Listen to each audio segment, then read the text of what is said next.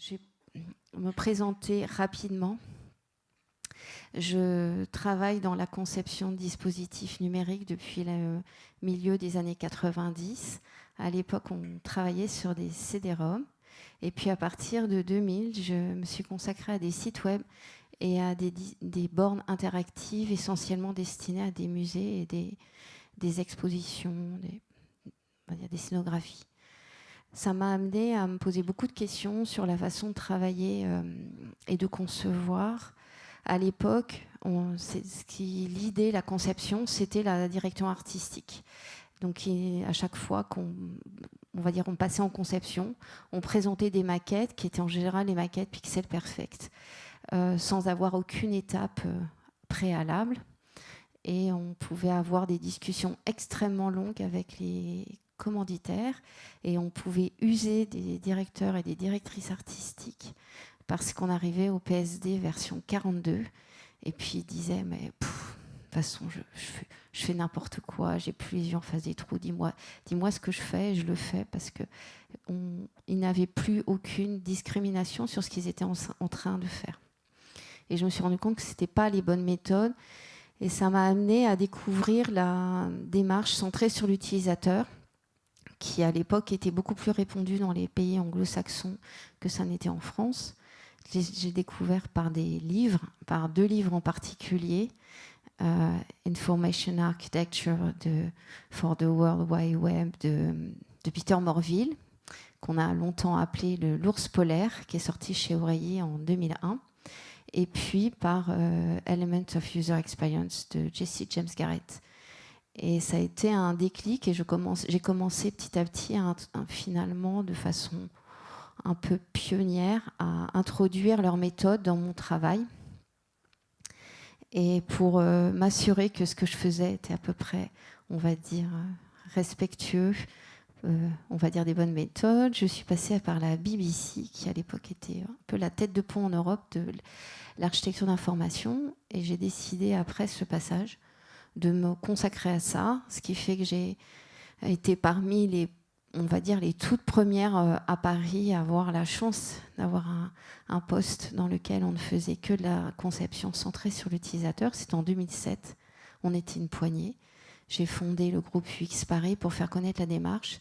Et de fil en aiguille, j'ai, on va dire, agrandi l'équipe dans laquelle je travaillais. À l'époque, chez Duke Razorfish. Et on m'a sollicité pour écrire le premier livre en français sur le design d'expérience utilisateur. Il est sorti chez Roll en 2012. Et à partir de là, j'ai dirigé plusieurs équipes de designers dans différentes structures. Et le livre a continué sa vie avec une 3e édition qui est sortie en 2019.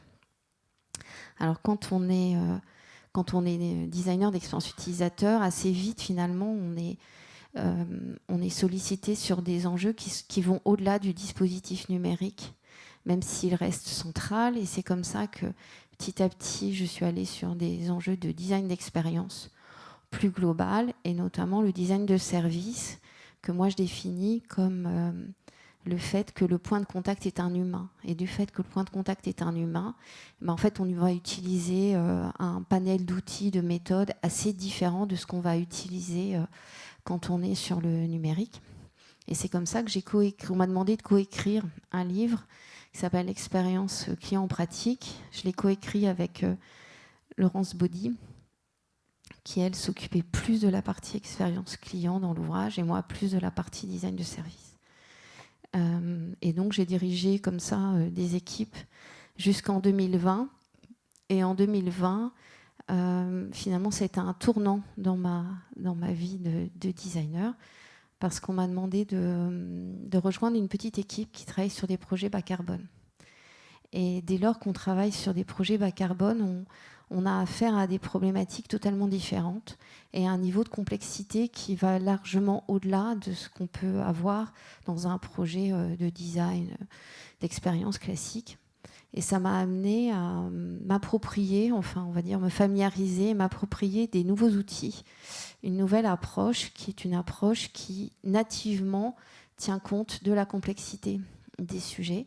Et ça, c'est l'approche de design systémique. Je me suis rendu compte de la même façon que j'avais découvert la démarche centrée sur l'utilisateur au milieu des années 2000. Je me suis rendu compte que très peu de gens connaissaient cette démarche en France, que la plupart des ouvrages, des articles étaient écrits en anglais. Il y avait même certains outils qui étaient très, on va dire, très discrets, qui demandaient beaucoup de travail de recherche pour être découverts. Et ça m'a amené finalement à faire connaître cette démarche. Et j'ai publié un livre qui s'appelle 158 outils de design systémique. Il est sorti en début d'année 2023.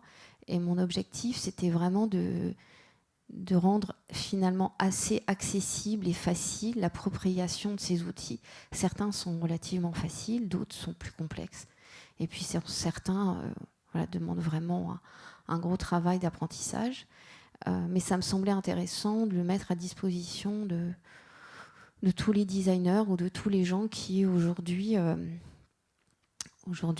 ont à gérer un projet. Alors vous allez me dire, mais finalement, pourquoi passer du design centré utilisateur au design systémique? En fait, quelle est la raison? Alors le design systémique, il est vraiment, c'est vraiment un arsenal d'outils, plus qu'une méthode. C'est un arsenal d'outils qui tient compte de la complexité, en fait, et des systèmes complexes. Et pourquoi est-ce que ça me semble intéressant de s'approprier, de s'aider de ces outils-là? Parce qu'en fait, j'ai 3 convictions. Et ces convictions, pour le coup, j'aimerais vraiment les partager avec vous aujourd'hui. La première, elle tient à un événement qui a eu lieu à Paris en 2015. Donc c'est déjà très ancien. C'était la COP 21, donc la conférence des parties, et a été signée à l'issue de cette conférence un accord qu'on appelle l'accord de Paris. Et l'accord de Paris, il prévoit que pour parvenir à la neutralité carbone planétaire en 2050, c'est-à-dire à limiter le réchauffement climatique à 2 degrés, même si aujourd'hui ça a été baissé à 1,5 degré, mais à l'époque c'était 2 degrés, qui était la limite, faut dire, pour garder une planète encore à peu près vivable. Il fallait qu'on se mette tous en fait en ordre de marche pour baisser nos émissions de gaz à effet de serre. Et donc la France a signé cet accord. Et dans cet accord, en fait, nous sommes dans une trajectoire, et dans une trajectoire avec des jalons. Et un des premiers jalons, c'est le jalon de 2030. Donc 2030, je vais dire que c'est dans 6 ans. Et dans 6 ans, nous devons avoir divisé par 2 nos émissions de gaz à effet de serre. Alors, il faut bien comprendre que tout ce qu'on mange, tous les modes de transport qu'on utilise, tous les dispositifs qu'on utilise, toute l'énergie qu'on utilise, tout ça, en fait, ça émet. Et ça émet vraiment beaucoup. Et donc, si on veut tenir notre engagement, en fait, il faut que tout le monde tienne son engagement. C'est pour ça que l'Union européenne a lancé, ils ont même lancé un objectif encore plus ambitieux qui est d'être à moins 55% des émissions de gaz à effet de serre. Et ma conviction, c'est que finalement, aucun projet aujourd'hui, de quelque sorte, ne peut se penser en dehors de cette trajectoire. Parce que si quelqu'un, en fait, ne s'occupe même pas de savoir comment son projet va se diviser par 2 les émissions de gaz à effet de serre dans 6 ans, alors ce projet ne doit même pas exister. Toute notre énergie et notre intelligence devraient être au service de cette ambition et de on va dire, cet accord qui a été pris par notre État en notre nom. Mais quand la France signe la paix, on est en paix, et quand la France déclare la guerre, on est en guerre. Et là, en l'occurrence, la France a signé cet accord, et de toute façon, vraisemblablement, il faudra qu'on remplisse cet engagement. Et pour, on va dire, commencer à diviser nos émissions de gaz à effet de serre, évidemment, c'est très compliqué, c'est même très complexe, et c'est pour ça que le design systémique est en fait un bon outil pour nous y parvenir. Ma deuxième conviction, c'est que nous sommes aujourd'hui dans un monde où tout un tas de problèmes nous sont soulevés, on va dire, tous les jours. J'en choisis quelques-uns, mais je pourrais en choisir beaucoup d'autres. Je vais prendre le problème de la santé et de la pénurie de main-d'œuvre dans le monde de la santé. Je vais prendre le cas du pénurie de main-d'œuvre dans le monde de la restauration et dans le monde de l'hôtellerie. Mais on peut aussi dire qu'on a des pénuries de main-d'œuvre dans beaucoup d'autres secteurs. On peut parler des problèmes de transport. Aujourd'hui, en fait, on est constamment à constater des kilomètres, des centaines de kilomètres de bouchons en région parisienne. Voilà, c'est dans la presse à peu près tous les jours. On peut parler aussi des problèmes de transport en commun, notamment parce qu'il manque de chauffeurs de bus, il manque de chauffeurs de métro. Et manque de métro, on a des problèmes pour gérer les travaux parce on a des pénuries de matières premières, on a des pénuries de bois, on a des pénuries de beaucoup de choses, on a des pénuries de cartes électroniques, et puis on a des problèmes d'inégalité sociale et on va dire de plus en plus de populations qui souffrent. Là, j'ai pris le cas des étudiants, mais on aurait pu prendre beaucoup d'autres exemples. Et puis maintenant, on a des sujets un petit peu inquiétants, en particulier la pénurie d'eau. En France, il y a aujourd'hui quelques centaines de communes en France qui n'ont plus d'eau potable au robinet et qui sont alimentées par des camions-citernes qui viennent tous les jours pour amener de quoi boire et de quoi se laver. Et tous ces sujets et tous ces problèmes, en fait, ce sont des problèmes systémiques. Ça vient du système dans lequel on est placé. Et donc, tous les sujets se tiennent. Et parce que tous ces sujets se tiennent et que ce sont les problèmes que nous rencontrons tous les jours, il faut qu'on arrive à avoir des outils et des méthodes pour les appréhender. Et puis, ma troisième conviction, elle repose sur un travail de la Commission européenne qui a publié un rapport qui indique que plus de 80% de l'impact environnemental d'un produit est directement lié à sa phase de conception.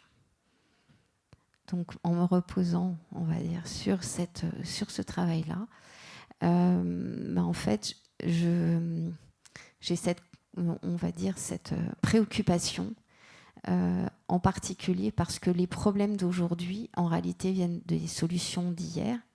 Nos problèmes d'embouteillage automobile viennent de la solution de Ford qui avait trouvé un moyen d'avoir des chevaux qui vont plus vite et qui se fatiguent moins. Et en fait, toute la question, c'est comment faire en sorte pour que nous, designers, qui sommes directement responsables de ça, on ne soit pas en train de créer aujourd'hui les problèmes de demain, sans s'occuper de régler les problèmes qui se posent et qui sont nos problèmes de société. Donc pour tout ça, on a, on va dire, la chance d'avoir cette émergence relativement récente du design systémique. Donc qu'est-ce que c'est ? Ce sont des designers qui ont, on va dire, les outils qu'on connaît, qui sont la méthodologie en double diamant, qui se sont appropriés des pensées systémiques et qui, petit à petit, ont forgé des outils, ont forgé des méthodes en s'appropriant, on va dire, différentes choses. Donc toute la question qui nous est posée, c'est en s'appropriant correctement cette complexité, comment éviter de recréer des problèmes sans régler nos problèmes. Et en fait, on s'est posé la question, quand on a commencé à travailler sur la préparation de cette conférence, on s'est dit oui, bon, tout ça c'est très bien gentil, mais les équipes produits, tout ça, ça les intéresse pas en fait, parce que ils sont pas forcément sur ce genre d'enjeux, ils sont pas forcément, on leur demande pas forcément leur avis sur, on va dire, l'impact environnemental de ce qu'ils sont en train de faire. Et on s'est demandé, bah tiens, finalement, et si on essayait des outils systémiques sur un projet qui est un projet de product management banal, ordinaire, celui qui peut arriver sur votre table demain, après-demain. Et c'est ce qu'on a fait. Donc on a travaillé en atelier. Donc j'ai eu la chance d'avoir 4 volontaires d'Octo qui ont bien voulu travailler avec moi. Donc je vous les présente. Il y a Jonathan, il y a Tiffany qui est aussi oratrice aujourd'hui. Il y a Anne et puis Nicolas, très impliqués dans l'organisation de cet événement. Et en fait, on s'est retrouvés en atelier et je leur ai dit, on va prendre un sujet product, et puis on va utiliser des outils systémiques, et puis on va voir finalement qu'est-ce que ça vous apporte. Et, ma conviction étant que ce sont des outils qui peuvent servir à n'importe quel enjeu. Donc notre sujet, on a imaginé plein de sujets qui sont des sujets, on va dire, très banals. Voilà, et on en a choisi celui qu'on trouvait le plus banal d'entre eux, c'est l'optimisation d'un outil de gestion et de paiement en magasin. Voilà. Sujet qu'on a, on va dire, tous plus ou moins abordé une fois dans notre vie professionnelle. Et on a commencé à se dire, on va utiliser une méthode qui s'appelle l'identification de tous les acteurs et même de tous les actants. C'est-à-dire, dans un cas comme celui-ci, qu'est-ce que ça nous donnerait? Donc, c'est un travail de brainstorm assez classique que vous connaissez sur la base de post-it. En l'occurrence, on a fait ce tableau-là. Je craignais que vous n'arriviez pas à le lire correctement, donc j'en ai fait une petite traduction sur le côté.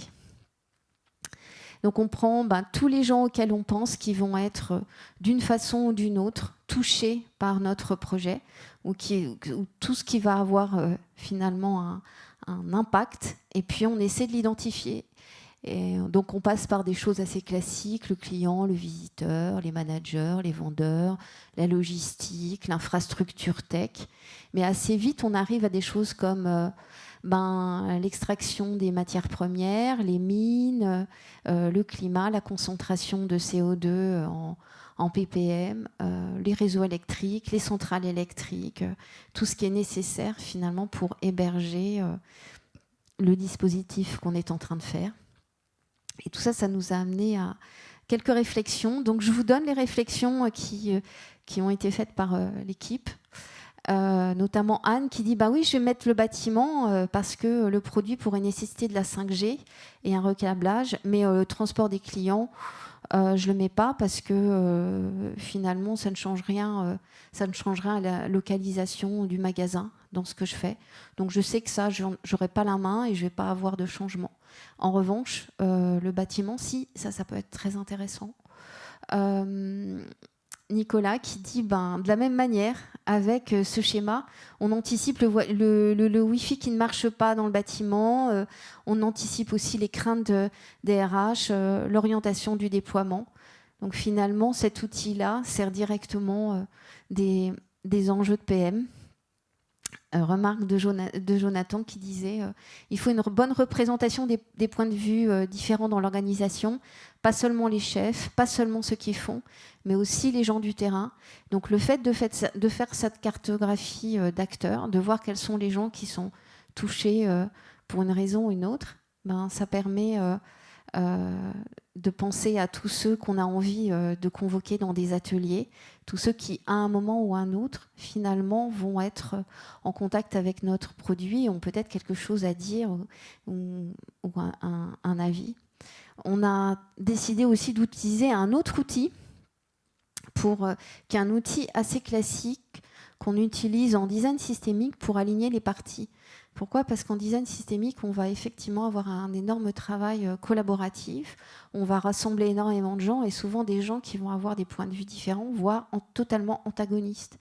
Et pour aligner les gens et s'assurer que tout le monde a le même point de vue et la même intention, la même ambition par rapport au projet, on utilise un gabarit qui a été mis au point par l'agence Naman, et qui s'appelle The Value Proposition Canvas. Il n'a rien à voir avec le Value Proposition Canvas de Alexander Osterwalder, pour ceux d'entre vous qui le connaissent.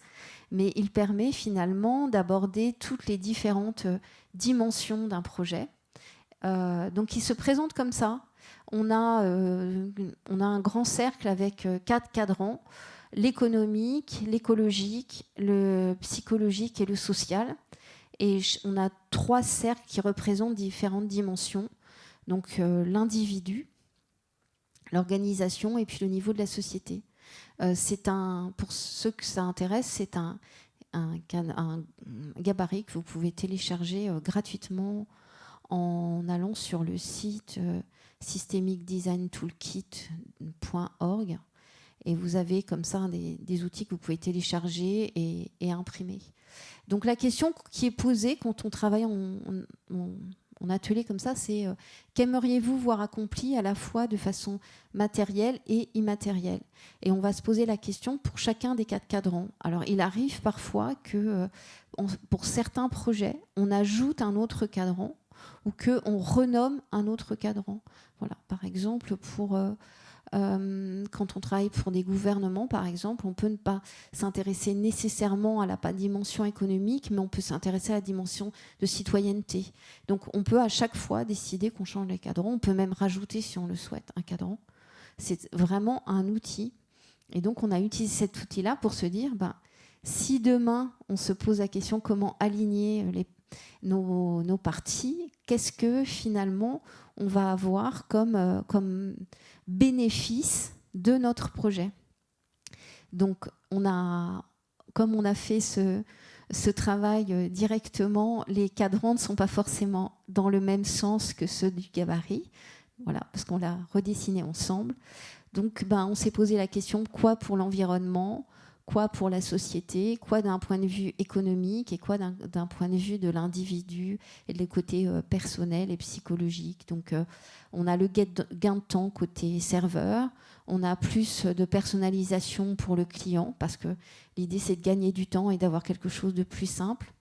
C'est d'avoir de meilleures conditions de travail, hein, et notamment moins de charge mentale pour le vendeur, d'avoir plus d'échanges directs dans l'équipe, plus de liens humains.